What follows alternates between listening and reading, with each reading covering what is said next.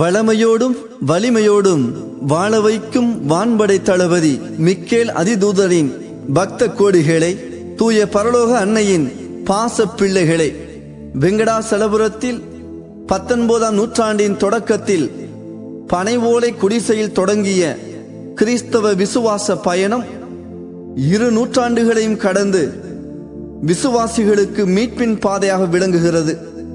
இப்புனித பூமி தொடக்கத்தில் காமநாயக்கன்பட்டி தூய பரலோக அன்னை திருத்தலத்தின் ஒரு பகுதியாக விளங்கியது. 1898ஆம் ஆண்டு பாரம்பரியமிக்க திருத்தல ஆலயம் கட்டப்பட்டுள்ளது.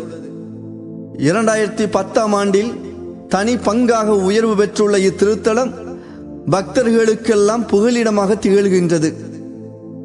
இவ்வூரின் அமைப்பு மற்றும் வழிபாட்டு முறை ஆன்மீகத்தின் ஆழமான பாரம்பரியத்தை விளக்கிச் சொல்கிறது.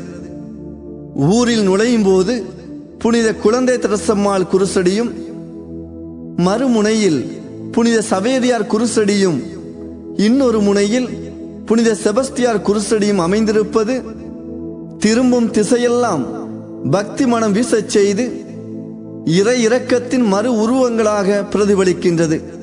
இதன் அடிப்படையில் தற்போது அமைந்துள்ள திருத்தல ஆலயத்தின் வடபகுதியில் பனை ஓலையால் அமைக்கப்பட்ட மிக்கேல் அதிதூதர் குருசடியும் இருந்துள்ளது.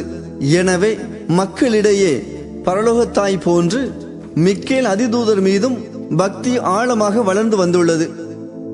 இந்த மிக்கேல் அதிதூதர் எண்ணிலடங்கா புதுமைகளையும் அற்புதங்களையும் தன்னை தேடி வரும் பக்தர்களுக்கு செய்து வருகிறார்.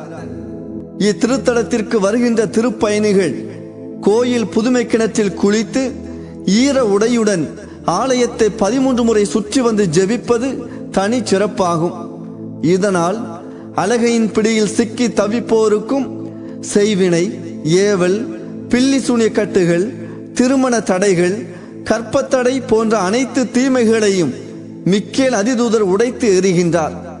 எனவே தமிழ் மாதத்தின் கடைசி சனிக்கிழமை சிறப்பு ஜெப வழிபாடு மற்றும் தாய்மையின் அன்னையின் வழியாக குழந்தை பாக்கியம் வேண்டி ஜெபிக்கின்ற ஒவ்வொரு பெண்ணுக்காக சிறப்பு ஜெப வழிபாடு ஒப்புக் கொடுக்கப்படுகின்றது.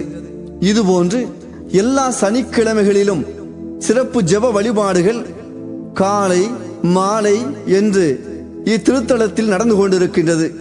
புனிதம் நிறைந்த இத்திருத்தலத்தில் ஒவ்வொரு நாளும் திருப்பயணிகள் பலர் அறைகள் எடுத்து தங்கி குணம் பெற்று செல்கின்றனர்.